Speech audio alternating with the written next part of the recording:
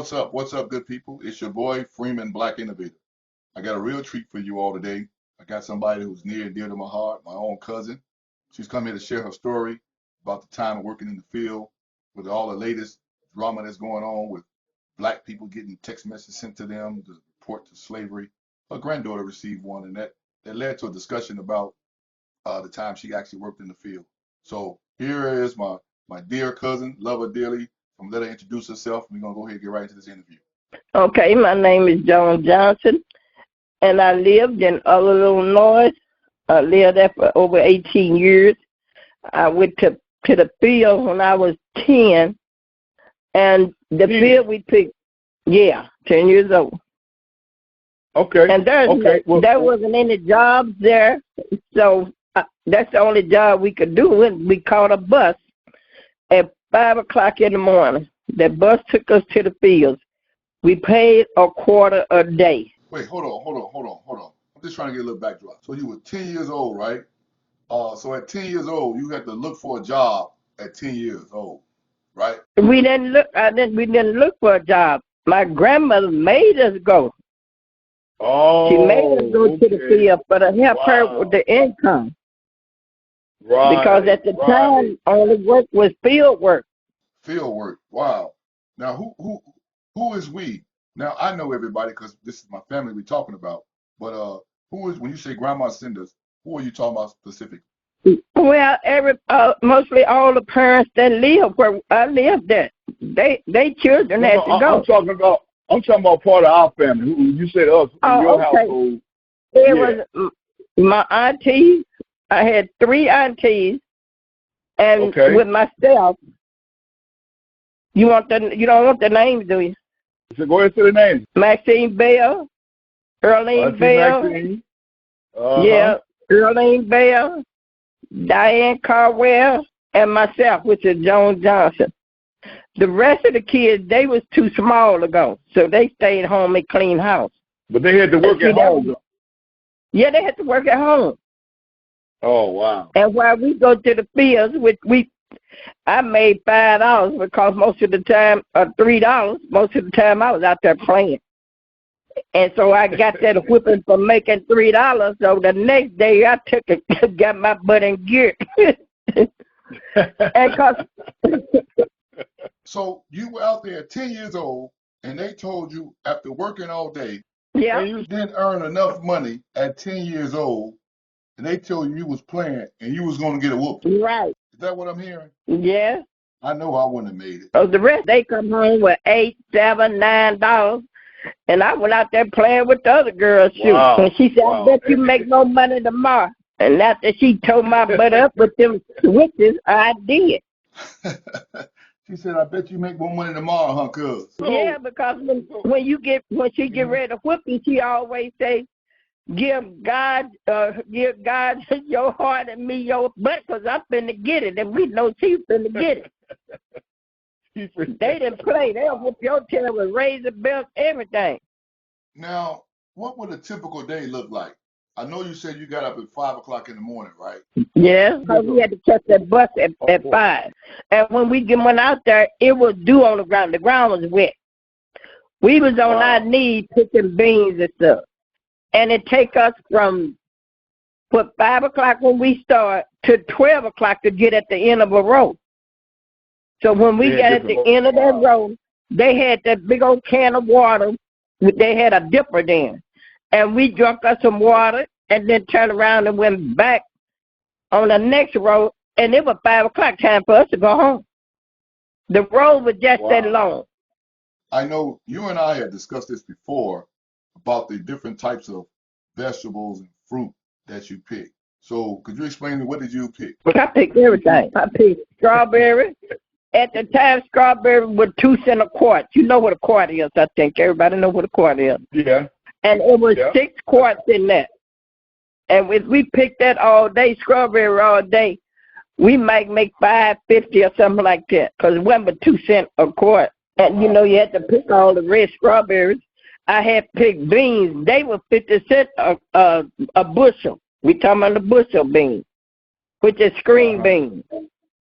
And I wasn't doing nothing with those either. So we used to gasoline, took and stacked the beans up with some dirt in there. That made the bushel feel heavy. So we got this look on it. Let me see if I heard you clean. So you would put dirt in the beans, inside the beans? In the bottom of the bushel, and then we would stack the screen beans up. And that's what made them heavy. That's what made that bushel heavy, and that's what they was paying on how heavy is the bushel is. Oh, see, wow. They didn't know we were doing that until we left and went home. Right. I had picked cucumbers. We had socks on the hand because my grandmother couldn't afford gloves. And the cucumbers, they got the little sticky thing on. We had to take a knife and cut the cucumber and put it in baskets.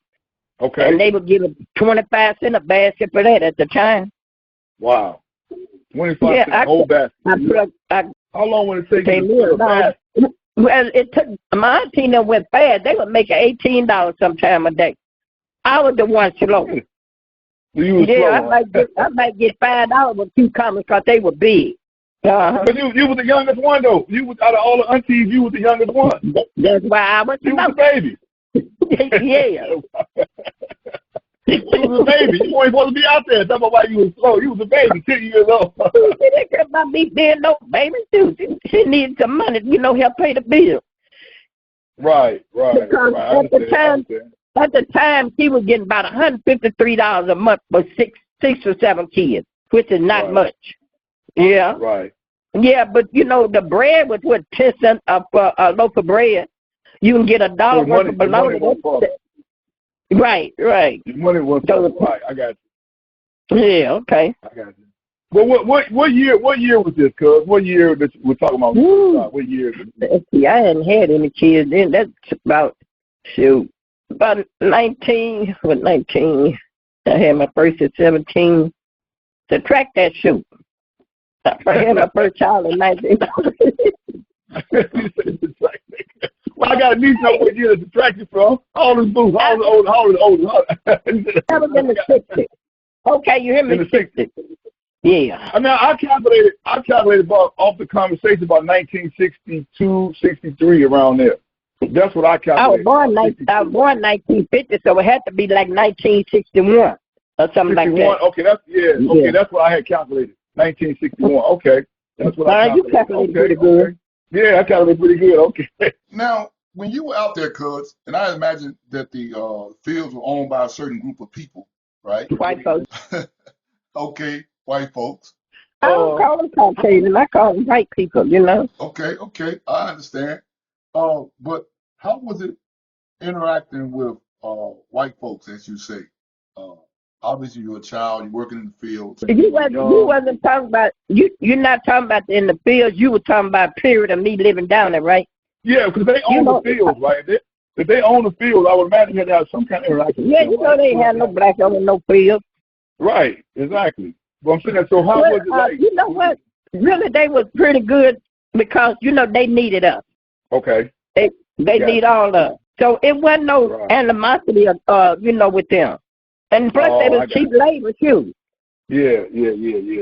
Right. So I got you. They mess that up. Yeah.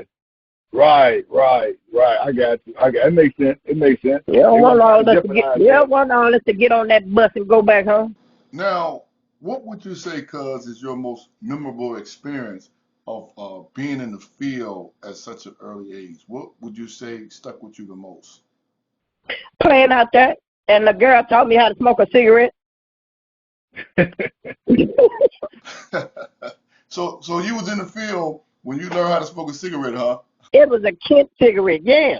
What? And we were going to get some water. They had those screens, and the water be so cold. We were going to get some water. She told me, try this. And I tried it. I just tried it. Okay. Now, we had talked about this before, about I know you was telling me about you picked the strawberries, you picked the cucumbers, and blackberries. I picked everything. Sweet potatoes, white potatoes. We picked everything down there. Everything people eat. We cut greens. Everything, huh? Yeah, okra. Now you said you were too young to put the cotton though. I thought you said you were too young for the cotton. I didn't pick cotton. I ain't picked the cotton. My auntie Yelena Diane picked the cotton. Okay, right. Because they went earlier than I did. Okay.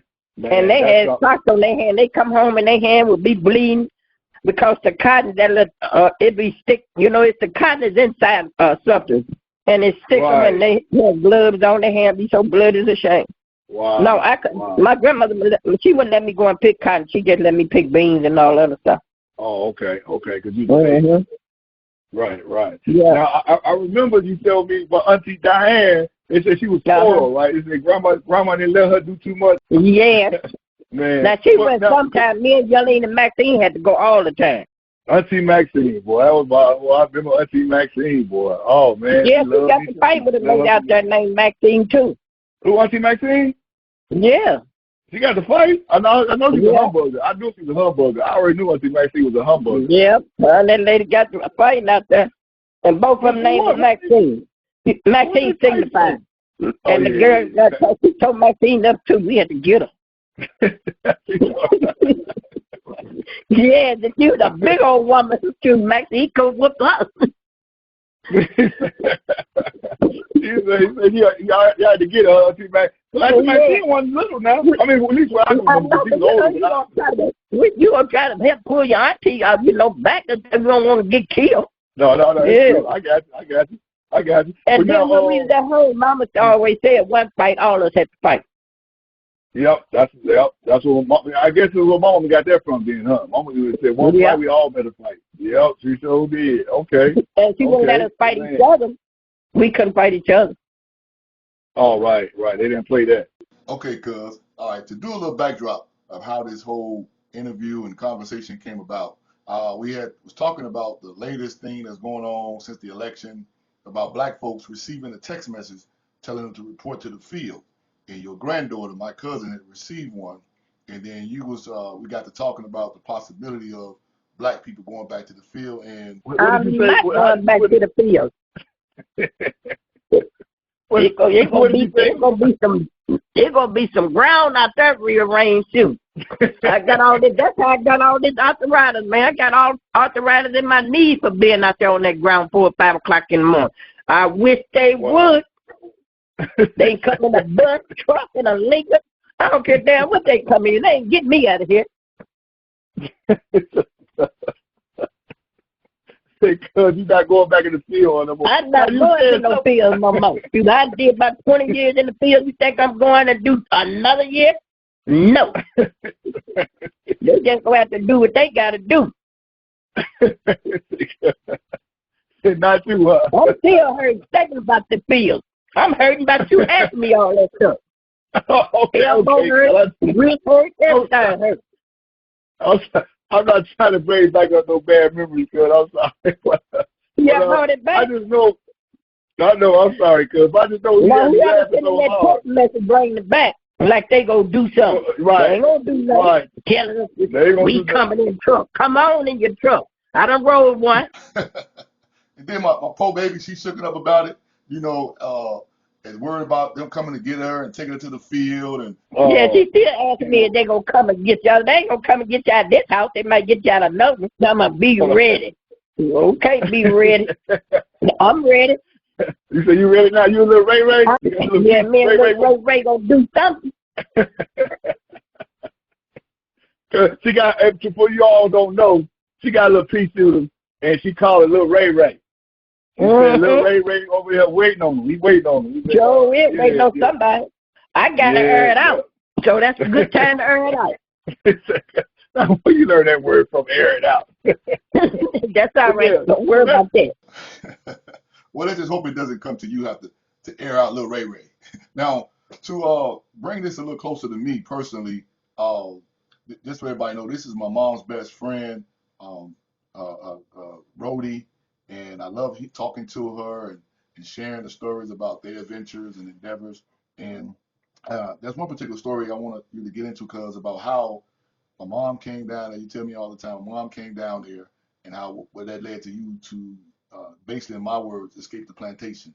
After seeing my mom come from the big city, could you get into that a little bit, cuz, about how that happened? She came down there to visit for a week, and my grandmother woke me up. She said, Tickle, y'all better get up or y'all go to work. I said, okay. So we washed up, in a bowl of cereal, and I put my knife in my back pocket. And my cousin, she from Chicago, she said, "Where you going?" I said, "I'm going to work." She said, "How you going to work with a knife?" I said, "I'm going to the field to cut some greens and stuff." That's my work. She said, "You got to be kidding. I ain't never heard that in my life." I said, "Well, you see when I get back. Cause I'm going to be muddy and dirty and stuff." Man, she left that next week. She said, "I finna go back home."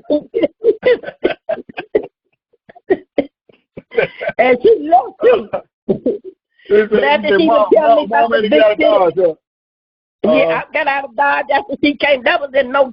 I got out of Dodge after she was telling me how the bright lights is up there. So you know it's dark on there. So you can't shoot. You can't see your eyeball. Nobody else's eyeball. It's jet black, man. Okay. And so she told me how bright it was up there, the lights and all them stores. I'd be up there next month. Next month I left. I left with a baby 6 months old. I said, "This enough for me." No, Lord. The way you described it to me. Job. It wasn't any job for black people but the field work. But the young men too. Right. The young men that had, you know, they were stocking stores and all that stuff, but they were white boys doing that. They ain't had no black boys in those stores stocking, you know, canned goods and all that stuff. Right. Yeah, that's true. So we did what we had to do, all that. I understand. Yep. I definitely understand, cuz.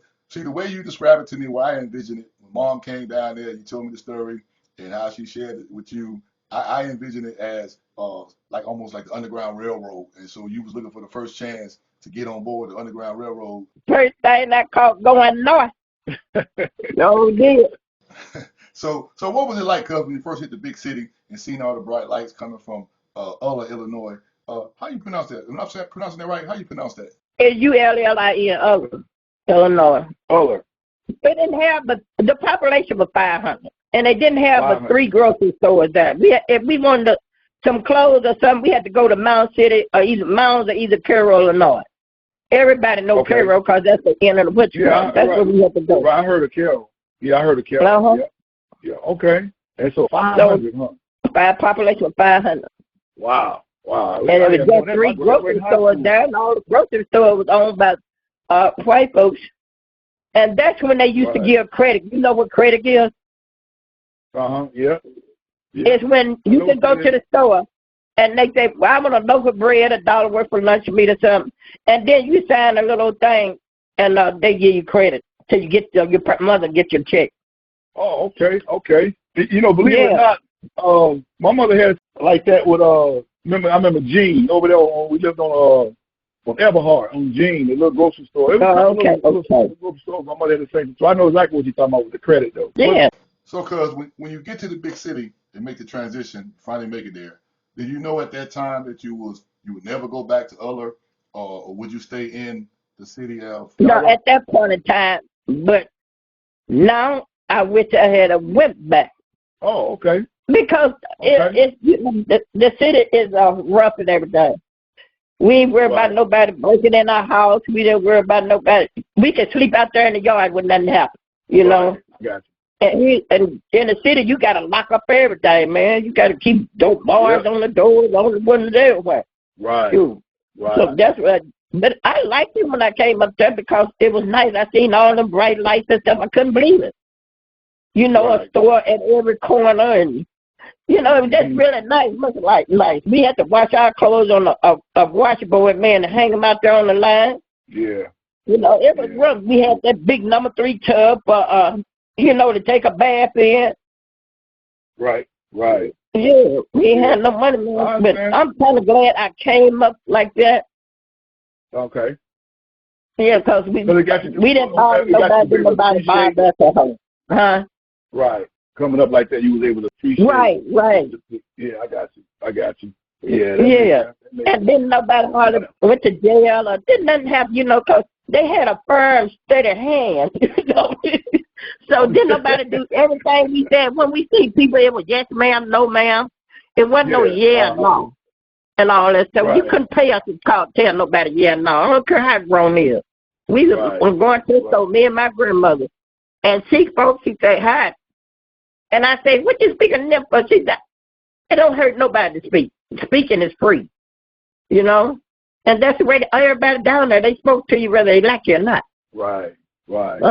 Yeah, that sounds like the South up north, because it's certainly like that not in Chicago, in the city part. So that sounds like the South. That's Yeah, but see, it's southern yeah. part of the north, and not no Mississippi or nothing like that. It's just southern part of the north. Yeah. And then I appreciate every lick my grandmother gave me, because that made me a better woman today. Yeah, you know, I say the same thing, cuz, but there was a lot of licks, though, cuz. A lot of licks, bro. Yeah, it was a lot of licks.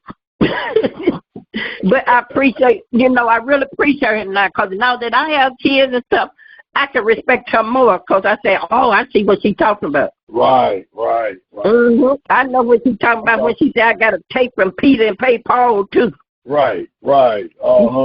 Also, I would say that working hard all those years now, I don't agree with working at 10 years old and all that, but I have to say that you learn the value of hard work and appreciating what the things that you earn, working for what the things you need in life. That learned me to work hard. Whatever I do, work harder. And on my job, when I did, get a job, I worked 3 years without missing a day. Yeah, I never been late in my life. Out of the 20-some years, I never was late. I always did the overtime, everything. Yep. So that shows how much I appreciate work. That's what they showed me. Okay.